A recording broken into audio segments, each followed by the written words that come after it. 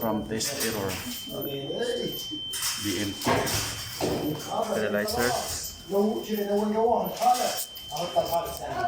So, kahit i-on ko dyan, ayaw mag-on. Walang function kasi error sa test RAM yan. Papalit ako ng RAM.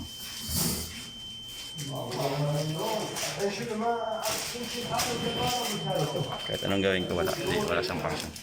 So gagawin ko, check ako ng RAM.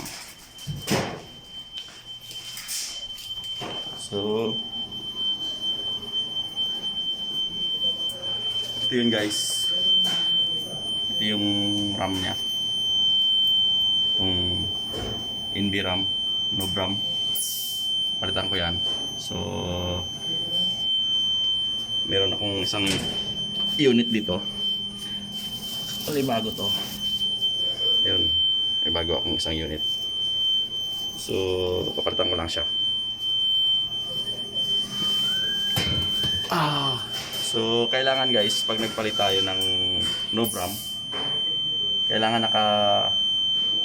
naka standby mode siya. Hindi mo pwedeng patayin yung main breaker niya. Kasi mahirap ma-delete lahat yung program niya.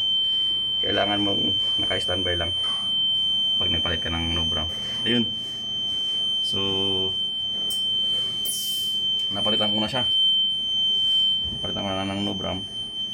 So ito importante, wag mabura tong laman dito, yung room niya, kasi nandiyan lahat yung program. Kaya kailangan naka-standby mode yung machine. Dapat wag mong patayin yung breaker. Standby mode lang siya. Pag tinanggal mo to siya, aalarm yung machine na, nag-aalarm siya. Pag kabit mo ng bagong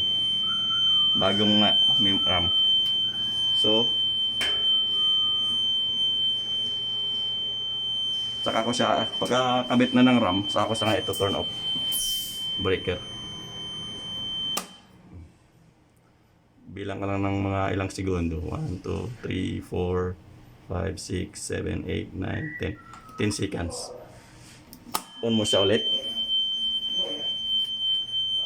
So kaya na guys. So wala na siyang error, wala na siyang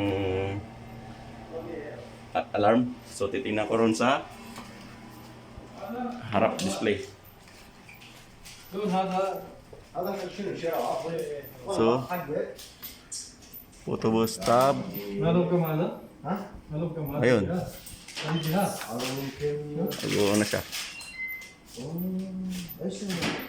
So na siya guys. Pero naka-in service. Pero okay na siya. Nag-on na. Nag-off na siya. Okay.